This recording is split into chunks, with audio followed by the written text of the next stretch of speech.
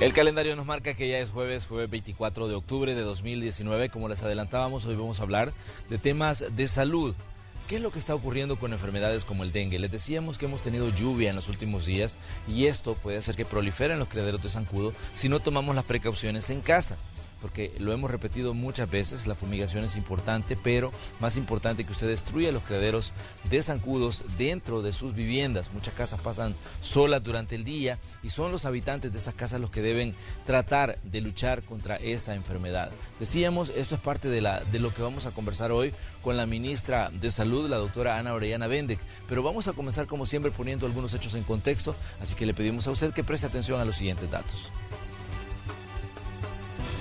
El Ministerio de Salud recibió un aporte de $850,000 provenientes del Banco Interamericano de Desarrollo, otorgados con el fin de innovar la atención materno-infantil en las zonas de mayor índice de pobreza en el país. Los recursos son de carácter no reembolsable y permitirán al gobierno reforzar la atención en al menos 78 centros de salud y 9 hospitales nacionales. En otro tema relacionado a esa cartera de Estado, la semana anterior el Ministerio reportó un incremento en las infecciones respiratorias agudas que han sido registradas entre el 1 de enero y el 12 de octubre, en comparación con las registradas en el mismo periodo de 2018. Hasta esa fecha se contabilizaban 1.548.261 casos de infecciones respiratorias agudas. Esa cifra representa un aumento de 55.842 casos más en relación a los contabilizados en 2018.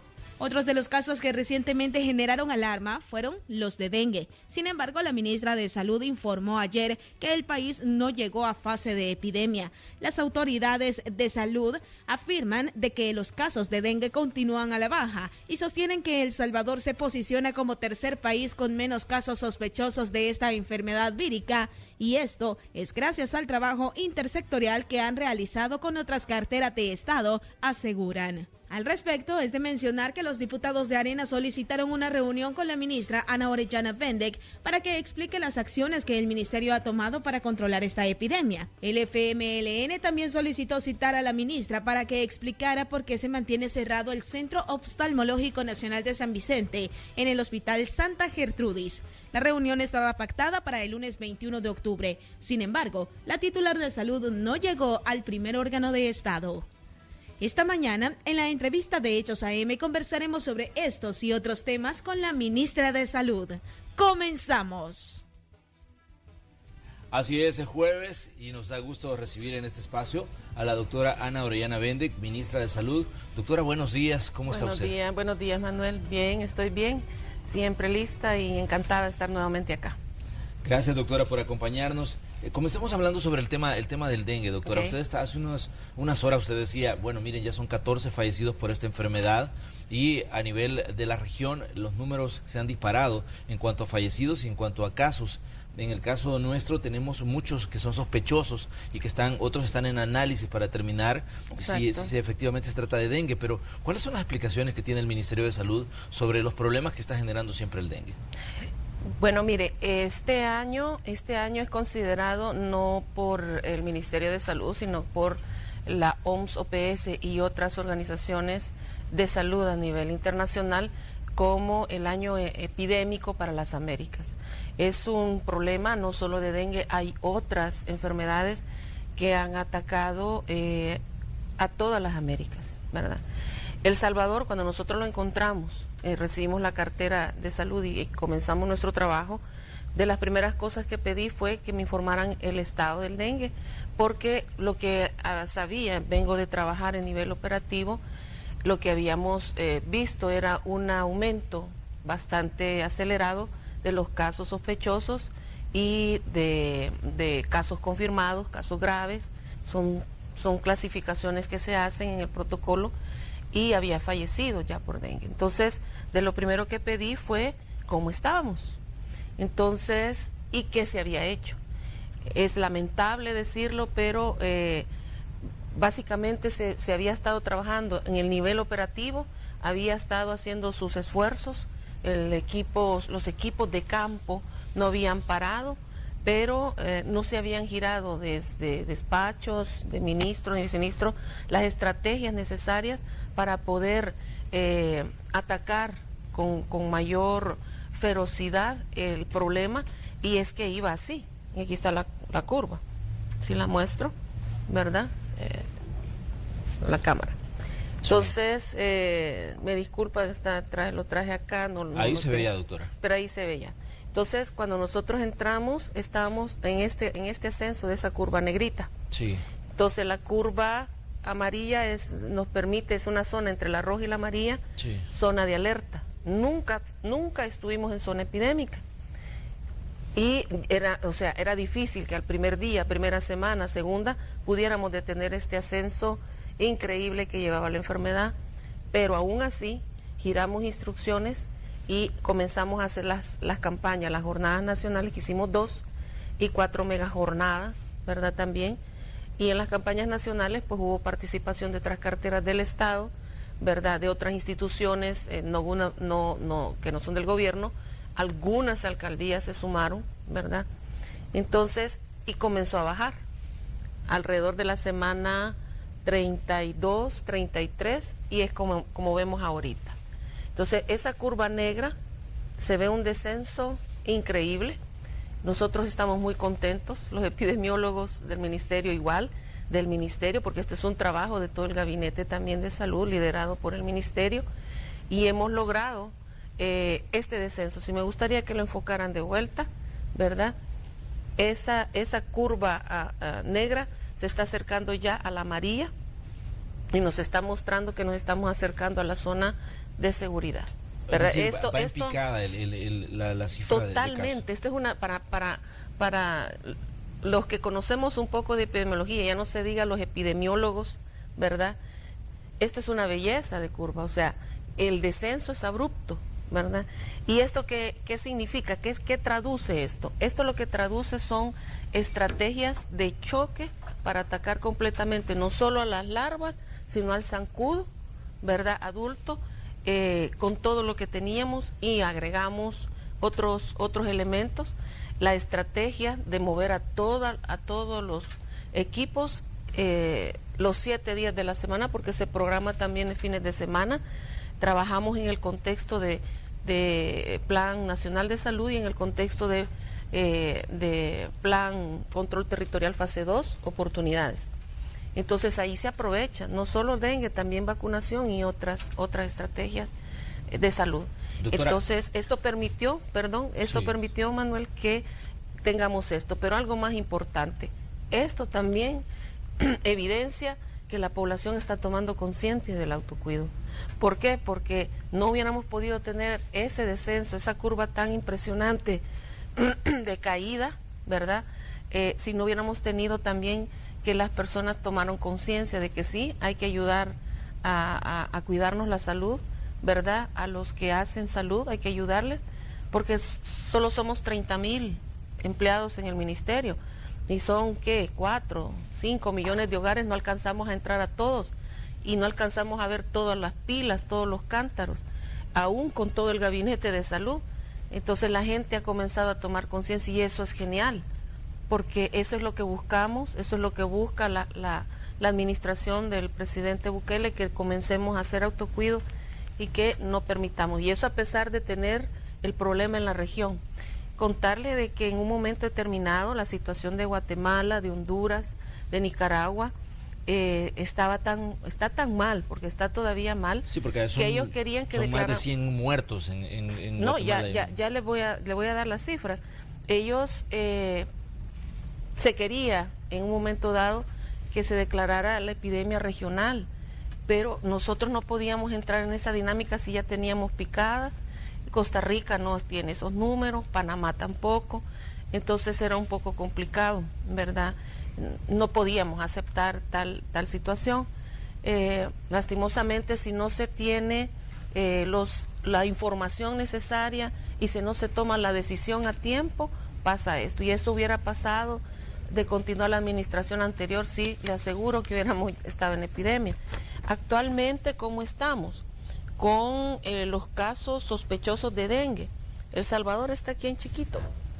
Aquí en Chiquito somos el 5.º lugar en casos sospechosos de dengue, pero y sí ha aumentado con respecto al año anterior, pero cuando uno habla en términos epidemiológicos, ¿verdad? Uno habla sobre una evaluación de un canal endémico y son 7 años.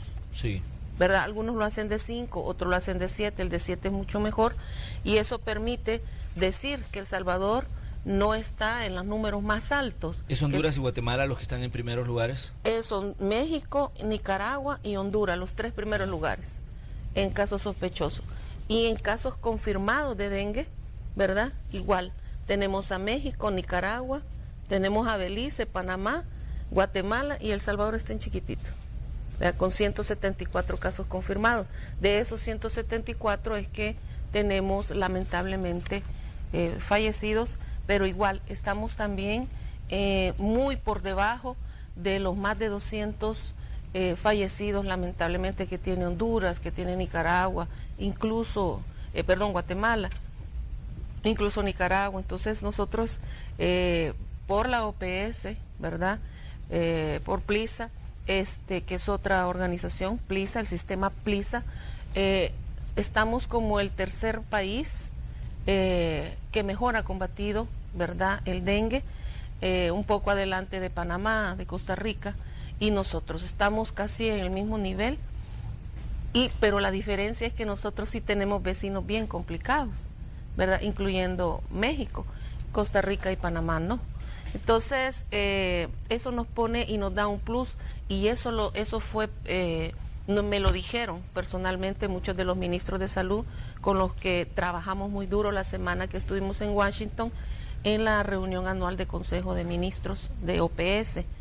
Entonces, que ellos habían estado vigilando de cerca cómo estaba el dengue en la región y se quedaron bastante impresionados de los números de El Salvador. No quisiéramos que nadie falleciera y nosotros le apuntamos a eso, ¿verdad?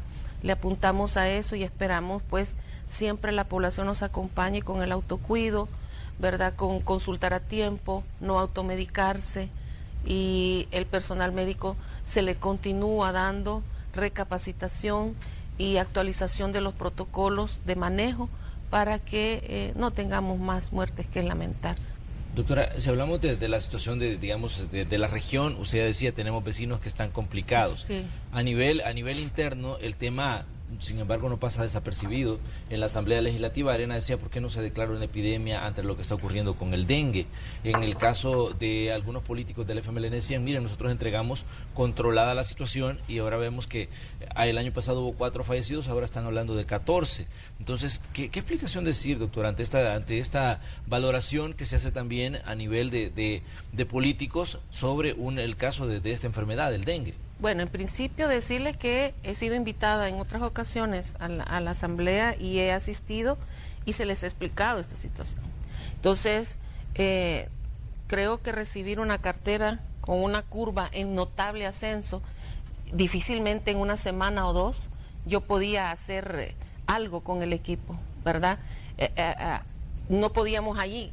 Llega la nueva gestión y por arte de magia esto se detiene. Este es un proceso de enfermedad, o sea, había que tirar todas las líneas estratégicas necesarias y de acción para poder detener eso y lo hicimos, ¿verdad? Pero se les ha explicado también a los señores diputados y diputadas que en nuestro país contamos con la cepa 2. Bueno, en la región centroamericana tenemos una de las cepas más virulentas, que es la cepa 2, y tiene características muy especiales porque afecta a varios órganos. Y si no se cuida la persona, si no llega a tiempo, puede dar muchos problemas. Y no es cierto que la situación estuviera controlada, porque nosotros no estuvimos en la semana 25 y eso iba en un claro ascenso. Pero yo esto lo monitoreo, mi equipo, y yo personalmente estoy pidiendo que me lo informen semana a semana, porque esto se actualiza día con día y semana a semana se tira la gráfica. Entonces, semana a semana el equipo, de hecho el jefe de la División de Vigilancia Sanitaria, me manda esta información todas las semanas, para que yo esté al tanto y yo decida qué se va a hacer. Entonces, semana a semana monitoreamos esto, apretamos aquí, apretamos allá, qué municipio, porque se tira también por municipios el índice larvario y ver a dónde. Entonces, es así como hemos logrado esto. Eso es falso que estuviera controlada o sea, aquí la curva habla. O sea, yo no me crean a mí, créanle a esto. Y esto viene de información nacional, de todos los centros de atención, de todos los hospitales. Esta es la información de todos los equipos que andan en campo. Entonces, no estaba controlada, iba en franco ascenso. Por las acciones que hicimos al llegar, esto se detuvo y se los explicamos a los señores diputados y diputadas. Lastimosamente quizás no me di a explicar bien, no sé, pero lo estoy explicando tal como lo estoy diciendo aquí ahorita, ¿verdad? Y de hecho tenemos 3 herramientas, incluso se los dije a ellos, tenemos 3 herramientas con las que nosotros estamos atacando el dengue, y es siempre, ¿verdad?, la deltametrina, que es la sustancia con la que se elimina el zancudo adulto, ¿verdad? Hicimos una compra de $127,000 para abastecer 100% todos los centros de atención que tienen sus equipos y hacen el trabajo operativo, ¿verdad? Y tenemos la herbicida, ¿verdad? El ecológico, que es el BTI, que eso es una donación que nos hizo Yusei Zika, con la doctora, ¿verdad?, que nos apoyó en esto. Y tenemos ese ecológico, y es un herbicida de acción rápida. Es cuando los equipos andan y quieren destruir rápidamente en 5, 7, 8 minutos un criadero de zancudo. No es para largo tiempo, dura más o menos el efecto una semana o un poquito menos. Pero el otro, el Temefos, es el conocido como abate, ese sí ya es de más largo periodo. Entonces tenemos 3 herramientas con las que nosotros estamos eliminando. Eso no estaba antes, ¿verdad? Se estaba acabando. De hecho, una de las cosas que me informaron a la segunda semana de estar en la gestión, se está acabando el químico para fumigar. No tenemos gasolina, no tenemos diésel, porque se ocupan las dos cosas. Sí. No tenemos gasolina, no tenemos diésel, ¿verdad? Entonces, hubo que trabajar duro, a la par del tema de medicamentos, trabajar duro para poder detener esto. Ya quiero felicitar realmente al equipo científico que está en la División de Vigilancia Sanitaria y a todos los equipos a nivel local, operativo, que se han fajado para apoyar las estrategias y hacer que la población esté libre de esto. Hacer un cerco epidemiológico en las fronteras del país, lo mostré anteriormente en alguna vez, creo que lo vio usted, Manuel. Sí, claro. Cómo era que el índice larvario en las fronteras estaba bien bajo, ¿verdad? Había un poco más al centro. Logramos eso por el tema migratorio, ¿verdad? Entonces, no es tan cierto, y todo esto se les explicó a los señores diputados y diputadas, y realmente le digo, o sea, es complicado. Yo tengo una agenda muy complicada. Veníamos de una emergencia por las lluvias, tenemos el problema con la gente, estamos dándole tratamiento como gabinete completo a la gente que ha salido afectada por los graves errores del pasado con la residencial Colonia Santa Lucía. Estamos en esto, ¿verdad? Y varias cosas que estamos trabajando. Se nos viene encima el tema de la vacunación, que ya podemos hablar más adelante. Claro, vamos a hablar de eso. Ministra, entonces no tengo tiempo, o sea, me cuesta. Intenté agendar, intenté mover algunas cosas, pero era muy difícil. Esa fue la razón por la que no acudió el lunes exacto, a la cita con la Comisión de Salud de la Asamblea. Es cuestiones de agenda, y eran salidas fuera de la capital, y no podía delegar realmente. Todos estamos bien ocupados, todos los 2 viceministros, el personal de gerencia, ¿verdad? Y realmente son temas que yo ya había explicado en 2 ocasiones, ¿verdad? Ministra, también había una pregunta sobre el centro oftalmológico en San Vicente. La gente del FMLN, bueno, ellos decían, nosotros queríamos que viniera la ministra y que nos explicara por qué no está funcionando el centro oftalmológico. Ya lo explicamos 2 veces también, o sea, es lo que no entiendo, o sea, ya lo explicamos. De hecho, creo que también aquí lo hablamos. Sí, claro, lo hablamos, o sea, la otra vez que estuvo acá. primero hay que entender que las cirugías de ojo no se han detenido. Y a mí me preocupa mucho el tono con el que manejan los señores de la clase política. El centro oftalmológico está cerrado. Da la impresión como que aquí no se opera en el país ojos. Por supuesto. Tanto en el seguro como en el hospital militar, como en el ministerio, lógicamente, donde tenemos la atención a la mayor cantidad de la población. En lo privado se opera ojos. Lo que se operaba en este centro era en el marco de un convenio entre dos países, El Salvador y Cuba. Era un centro que se abrió allá para que los oftalmólogos cubanos y personal paramédico que le acompañaba hicieran un proyecto visual de atención de patologías que son son ambulatorias, cirugías ambulatorias, ¿verdad? Y ese marco convenio que al final fue utilizado políticamente, de forma política partidaria, déjeme decirlo, y por eso se cayó también, porque no podemos estar mezclando la salud, que es un bien público, tal como lo dice la Constitución, estarlo mezclando a agendas políticas partidarias. Entonces, ¿qué es lo que encontramos nosotros? ¿Qué es lo que encontré yo cuando llegué el 1 de junio? Encontré un centro cerrado, y se los dije a ellos, encontré un centro cerrado desde hacía un mes.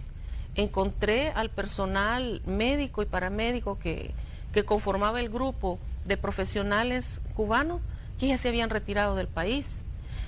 Más adelante encontré que el financiamiento para ese proyecto, ese marco convenio que tenían los dos países, estaba sin financiamiento desde enero, febrero del presente año. O sea, yo no estaba en enero y febrero, el presidente Bukele no estaba en enero y febrero, ¿verdad? Y lo otro que encontré, y eso ya fue por una conversación que tuvimos, por una audiencia que me pidió el señor embajador de Cuba, es que ellos se sentían realmente ofendidos, ¿verdad? Fue muy diplomático él al decirlo, pero esa es mi interpretación, porque ellos prácticamente tuvieron que salir corriendo como que eran delincuentes por la forma como habían sido tratados, ¿verdad? Y cómo había sido manipulada la opinión pública, ¿verdad? Por intereses de X bandera y la otra bandera. Y déjeme decirle, el nombre de los médicos que habían venido son médicos de renombre, médicos oftalmólogos muy especializados, que tienen una agenda muy ocupada, y de hecho cuando yo pregunté por ellos, al embajador me dijo, están en Europa. Uno está en Alemania, el otro estaba en España, entonces están en Europa, tienen agenda para proyectos también de colaboración país-país, ¿verdad? E incluso para hacer docencia. A nombre del país, yo le pedí muchas disculpas, aunque él entendió que no era mi labor, ¿verdad? No me correspondía a mí.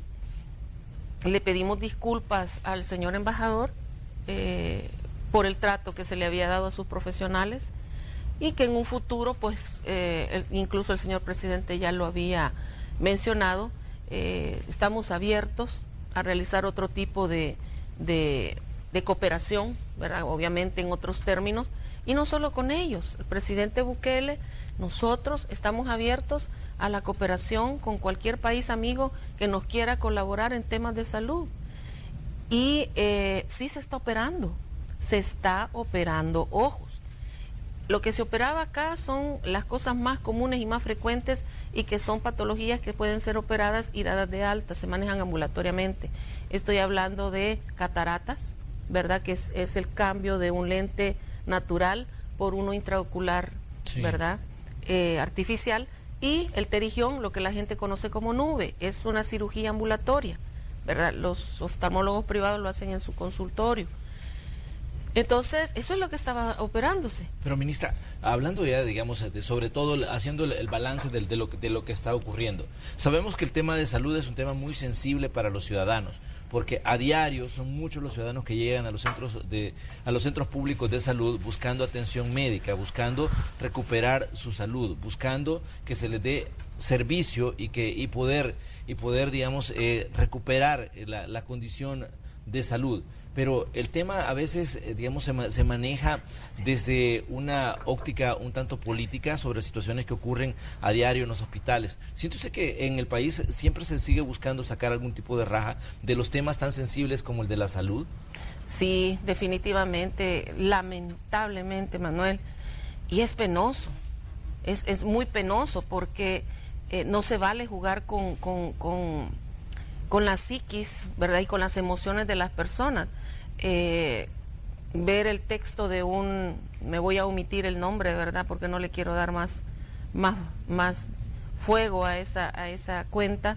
Hay cuentas en Facebook y en Twitter que se dedican exclusivamente a eso.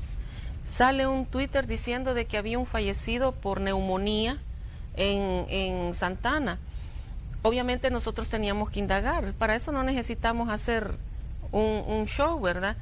Y en cuestión de minutos, menos de una hora, yo ya tenía la información en mi teléfono y ya me habían dicho, no hay ni siquiera había habido un fallecido reportado durante el turno, ¿verdad? Y lo que llevaba el día en el hospital de Santa Ana, ¿verdad? Y sí había una persona gravemente enferma por un problema respiratorio, pero no es H1N1, y hablando ya de eso, sí. Entonces generar esa zozobra, ¿verdad? Una página que se autoproclama como defensora de X causa, pero que realmente quienes lo manejan son personas de una bandera política determinada. Entonces, cuando nosotros cruzamos cosas tan importantes como el bien público, como lo manda la Constitución, la salud, ¿verdad? Y con las emociones de las personas, jugar de esa manera no se vale, ¿verdad? No se vale, no es correcto, ¿verdad? Porque no estamos contribuyendo, no estamos haciendo país de esa manera, ¿verdad? Hacer país es sumarse a los esfuerzos que esté haciendo determinada cartera de Estado, en este caso salud, ¿verdad? Como lo han hecho muchos medios de comunicación, a los cuales yo agradezco y lo he visto con ustedes también aquí en el canal, sumarse al llamado de la población a que siga haciendo labor en la eliminación de crederos, sobre todo y con la lluvia, como lo hizo usted al principio del programa. Eso es hacer país, independientemente de quién esté en el gobierno, pero utilizar la zozobra, causar temor, iniciar terror, ¿verdad? Que hoy ya se acabó el tema, ya no saben qué hacer con el dengue, viendo cómo están las curvas. Hoy nos vamos con las gripes, que es importante decirlo. Estamos terminando la fase de invierno, iniciando verano, las últimas lluvias, sí, ¿verdad? Comienzan los vientos de octubre, que hoy creo que van a ser en noviembre, sí. Comienza el frío. Entonces, tenemos a todas las personas que son muy sensibles al frío. Por ejemplo, San Miguel, la gente de San Miguel es muy sensible al frío y comienzan las rinitis, comienzan a llorar los ojos, comienzan las alergias. Se nos aumenta, por supuesto que se nos ha incrementado las infecciones respiratorias agudas, pero estoy hablando de catarros comunes, de gripe, ¿verdad? Que no quiere decir que estemos descuidando el tema de H1N1, pero en ese sentido decir que las coberturas de vacunación van bien, van muy, muy bien, ¿verdad? Y no lo digo yo, lo dicen los organismos internacionales que nos vigilan, porque nosotros estamos siendo monitoreados, tenemos indicadores que cumplir, ¿verdad? Entonces, obviamente, volviendo a lo que me decía, utilizar el tema salud para agendas muy particulares, sobre todo político-partidarias, es penoso, es muy penoso, y yo pediría a la población que no se deje manipular, que demos el salto de calidad, ¿verdad? Que para eso existen las cuentas oficiales del Ministerio de Salud, de Casa Presidencial, de la Secretaría de Comunicaciones, de la Secretaría de Prensa, así como todas las carteras de Estado y las autónomas y semiautónomas, y esa es su fuente de información. Si no apareció ahí, obvie ese tipo de información que lo único que pretende es causar zozobra y que tiene una agenda particular, generalmente partidaria. ¿Y cuál es la incidencia del H1N1, doctora, en ese 2019? Es bien baja. Tenemos coberturas bastante altas en la vacunación. De hecho, queremos cubrir aún más. Ahorita con población real nos encontramos arriba del 95%, ya arriba del 95%, con la población que nos tira la Digestic, que son poblaciones proyectadas, ¿verdad? Estamos entre el 89 y 90%, lo cual es muy bueno también, pero en la población real, que es la que nosotros contamos a través de nuestros ficheros, nuestras estadísticas digitales, casa por casa, revisión de carnet en los centros de atención, y estoy hablando de todo el gabinete también, no solo del ministerio, nos encontramos entre el 95%, 96% a octubre de este año. O sea que a final de año nos encontraremos muy bien seguramente, y el 1 de noviembre que vamos a lanzar la campaña Ponte al Día. Muy bien, precisamente de esa campaña vamos a hablar, doctora, cuando regresemos de la pausa comercial. Ponte al Día, que tiene que ver con la vacunación, la importancia de que usted esté al día con las vacunas. Es bueno que le preste atención a los datos que nos va a dar la ministra en esta conversación que sostenemos esta mañana aquí en el espacio de la entrevista de Hechos AM. Regresamos enseguida.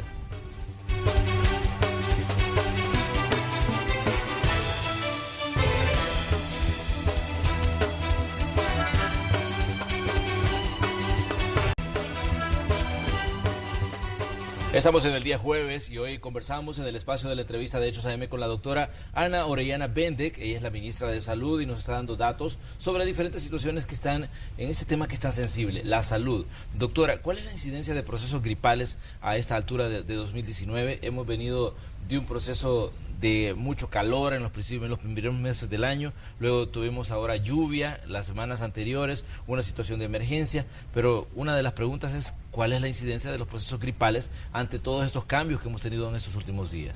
Es normal. Nosotros vivimos en un país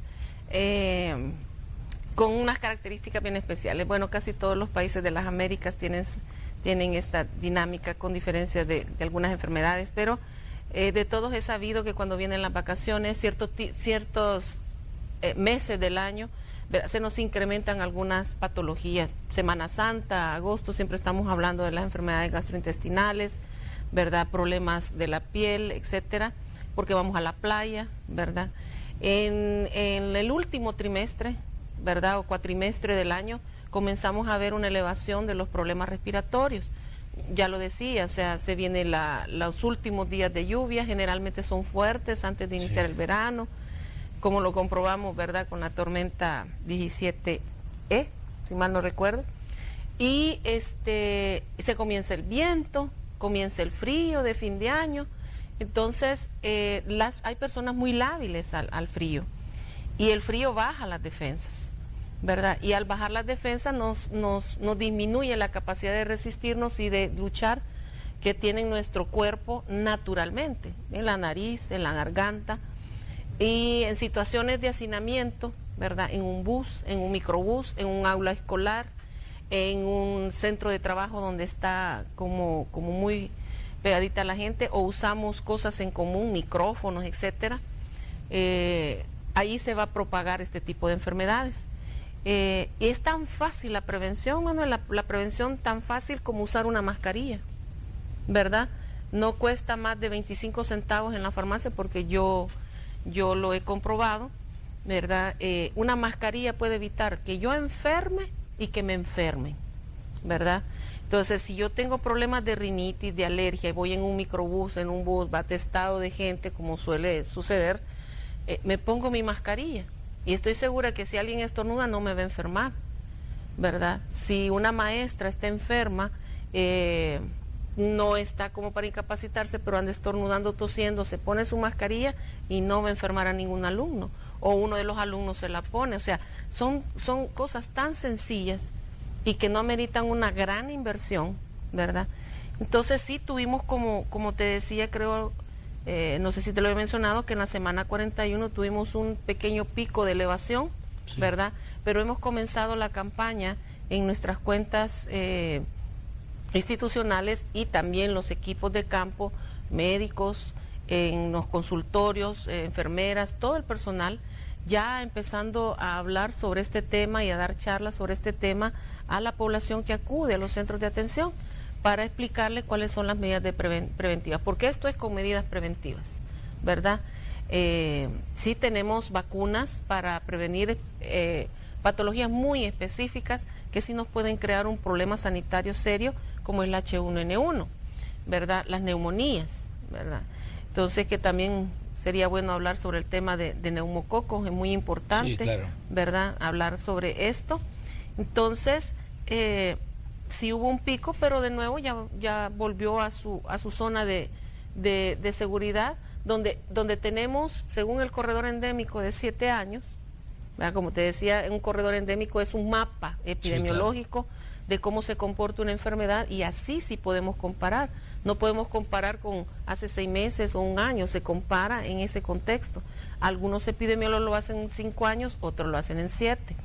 Entonces, ya volvimos a la zona donde nosotros sabemos y esperamos la ocurrencia de estos casos, ¿verdad? Doctora, quizás una recomendación para quien nos está viendo esta mañana, y es el problema de la automedicación. Exacto. Los salvadoreños somos muy dados a automedicarnos. A veces no solo con el tema de la gripe o los problemas respiratorios, sino también con otro tipo de enfermedades, y por lo general o a alguien de nuestra familia le dieron un medicamento para una enfermedad en específico y creemos que le puede funcionar a otro, o a veces nos recomendamos entre nosotros mismos medicina que tal vez nos funcionó a nosotros, pero la enfermedad que tiene la otra persona es diferente. ¿Qué decirle eso al ciudadano? Porque de pronto vemos la automedicación como algo muy normal, lo naturalizamos y creemos que ya incluso nos sentimos hasta médicos a veces recetándonos medicamentos, pero usted que trabaja en la cartera de salud y que tiene conocimiento de todos estos datos, hablarle directamente al ciudadano sobre el problema de la automedicación en El Salvador. Exacto, no, es un problema serio y es un problema grave que las personas se estén automedicando, ¿verdad? Y es cultural, y me parecería que es regional también, porque lo he visto y lo han comentado en otros espacios, lo han comentado los encargados de salud de otros países. Y es que la gente, ellos lo llaman perder el tiempo, ir a pasar consulta, incluso en lo privado, fíjense, sí, porque en lo privado quisieran llegar y que el médico esté allí, el médico en su clínica privada, y no pasa así, o sea, también tiene su lista y su agenda para ese día. Entonces ellos le llaman perder el tiempo, y que para qué voy a ir si de tomo no me van a dar nada, ¿verdad? Más bien no le van a dar lo que él necesita. Tenemos esa costumbre de llegar frente al médico y decirle, quiero esto, quiero esto, quiero esto, quiero esto, y si no le da, entonces después salen y empiezan a decir, no me dieron medicina, no me dieron lo que yo quería o no había. Y muchas veces estos tratamientos, estas enfermedades se curan con remedios muy caseros, ¿verdad? Con tés, con gotitas de solución salina, muchos líquidos, tomar muchos líquidos y reposo, ¿verdad? Y lo único que uno agrega es acetaminofén, y he visto hasta memes con el tema del acetaminofén. Sí. Y decirles que el acetaminofén es un medicamento genial, no afecta el riñón, no afecta seriamente el hígado, no genera problemas gástricos para las personas que tienen problemas de reflujo o de problemas dispépticos, no les afecta, y es lo que se tiene que dar cuando una persona tiene fiebre, porque tiene capacidad para bajar la fiebre y también para generar un grado de disminución del dolor, y que es lo único que necesita una persona con gripe y catarro, salvo que la congestión nasal, la molestia de la tos, etcétera, sí hay necesidad de dar un antihistamínico, pero jamás le vamos a dar antibiótico a una gripe. Y la persona lo primero que hace es ir a la farmacia y comprar amoxicilina, comprar diferentes tipos de antibióticos, o el que le receta el de la farmacia, y generalmente los que dispensan en la farmacia son personas que están capacitadas, pero no tienen esa orientación profesional, ¿verdad? No son químicos farmacéuticos, ellos solo están para dispensar, ¿verdad? Es una persona que está detrás de un mostrador sirviendo una receta, ¿verdad? Pero le piden consejo y le dicen, aquí está, ayer vinieron y esta le dejaron. Así trabajamos, y por eso cuando llegamos a los hospitales llegamos complicados. Cuando llegamos a la unidad de salud, a la unidad médica si es Seguro Social, a la clínica comunal si es Seguro Social, llegan complicados. Y esto afecta más a las poblaciones vulnerables, niños y adultos mayores. Entonces, pedirle a la población que mejor siga las indicaciones. Nosotros estamos en una campaña continua en nuestras redes, todo el Gabinete de Salud y el Ministerio de Salud, mucho más, poner oído a los consejos que le dan cuando llegue a pasar consulta, ¿verdad? Y no automedicarse, acudir si siente que tiene mucha fiebre, que la molestia en la garganta es muy fuerte, que ya hasta le impide un poco respirar bien, pase consulta y acepte el reposo, porque mucha gente no quiere dejar de ir a trabajar porque le descuentan, pues, ¿verdad? Sí, claro. Pero yo creo que la salud no tiene precio. Muy bien, doctora, ese es un buen dato que queremos que usted tome en cuenta, tratar de no automedicarse y también de recordar eso, que la salud no tiene precio, eso es importante que usted lo recuerde. Doctora, hablemos sobre la campaña de vacunación Ponte al Día. ¿Cómo va a funcionar esto? ¿Cuáles son los objetivos que tiene el ministerio? ¿Y cómo los ciudadanos deben contribuir con esta campaña que ustedes van a desarrollar? Ponte al Día, así han denominado la campaña. Así la hemos puesto porque estamos intentando que la gente no pierda el objetivo de la vacunación. Hemos visto lastimosamente cómo en otras latitudes que uno se queda hasta sorprendido, como estamos hablando de Europa, ha entrado la moda de la no vacunación, ¿verdad? Y ya vemos algunos grupos también en Norteamérica, háblese de México para arriba, sí, que están también entrando en esa moda que la llaman muy cool, la han etiquetado de cualquier cantidad de cosas, falsas por cierto, ¿verdad? Y estamos teniendo entonces el aparecimiento en el mundo de enfermedades que se consideraban prácticamente erradicadas.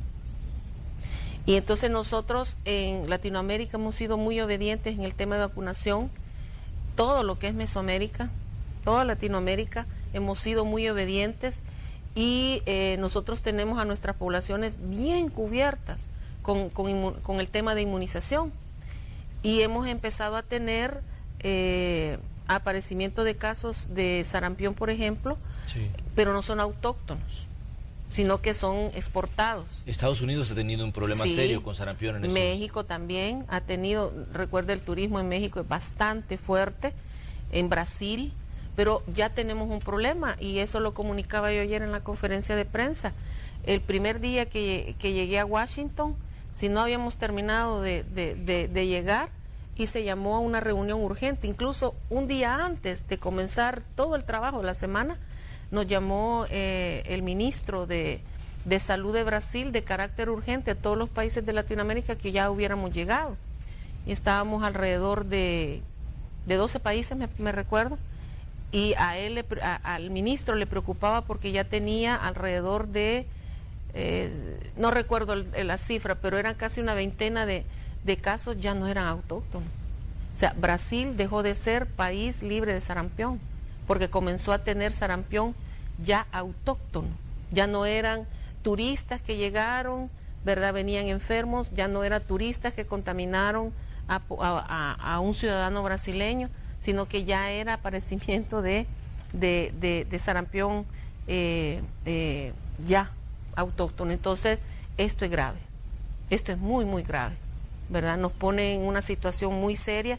Por obvias razones el ministro nos convocó y empezamos a platicar, a generar nuestra experiencia, cómo estábamos con los indicadores de vacunas y qué podíamos hacer como región, ¿verdad?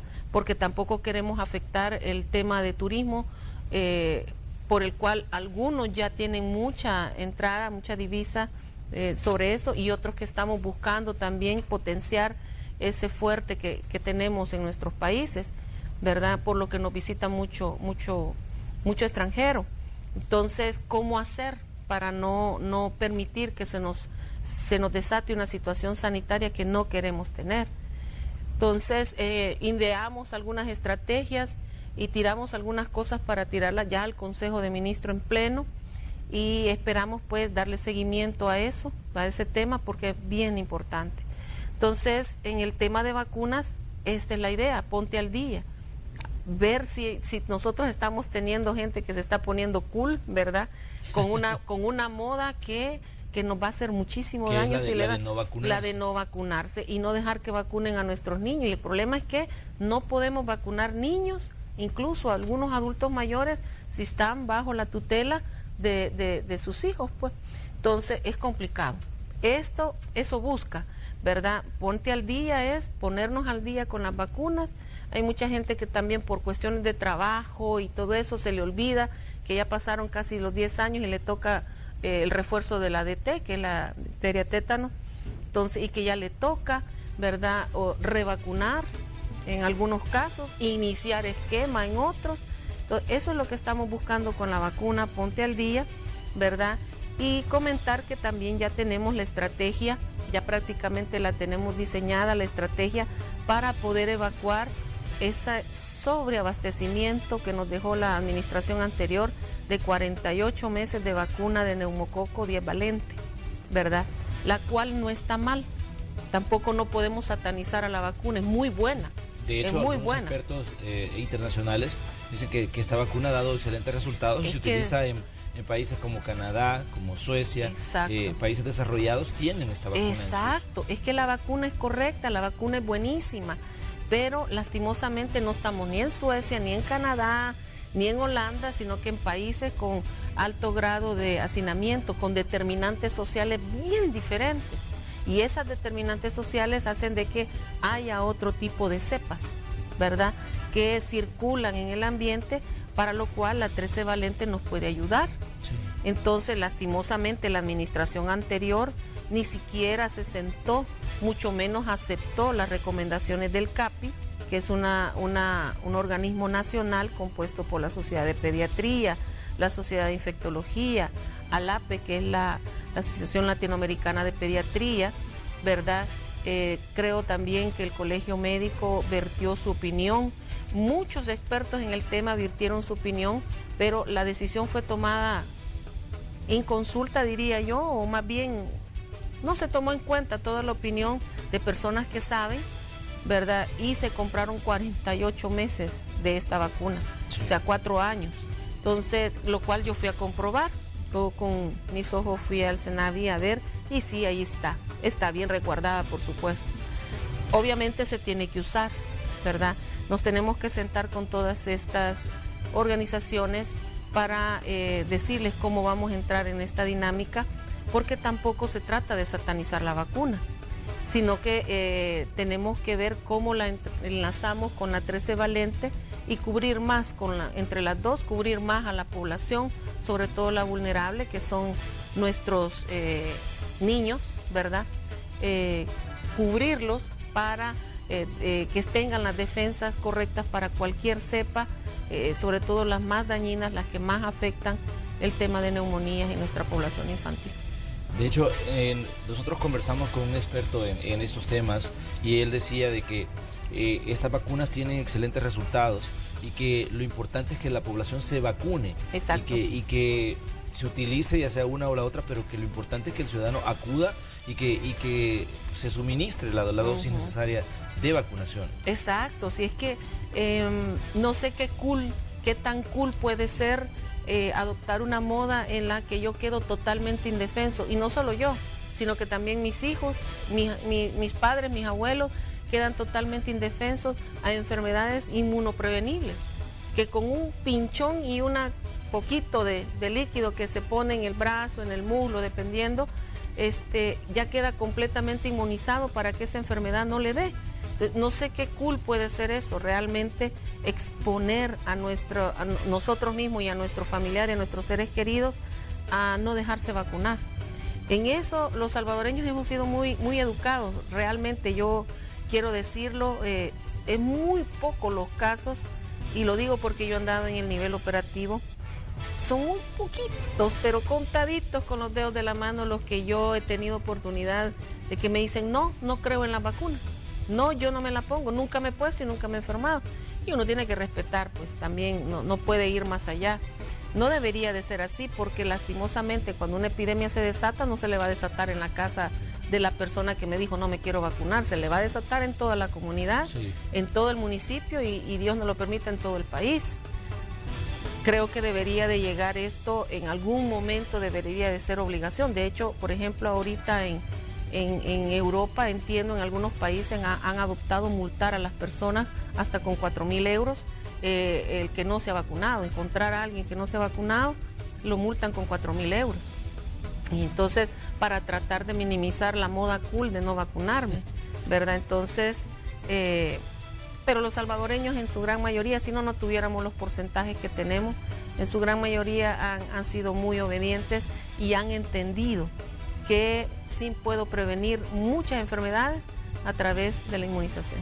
Muy bien, doctora. Eso lo lanzan ustedes en noviembre, una campaña importante, Ponte al Día, se ha denominado, y tiene que ver con las vacunaciones, el hecho de que estén al día todos los ciudadanos con este proceso de inmunización ante enfermedades que usted dice que son claramente prevenibles. Inmunoprevenibles, así es, exactamente. Así que vamos a venir a revisar aquí al canal la vacuna.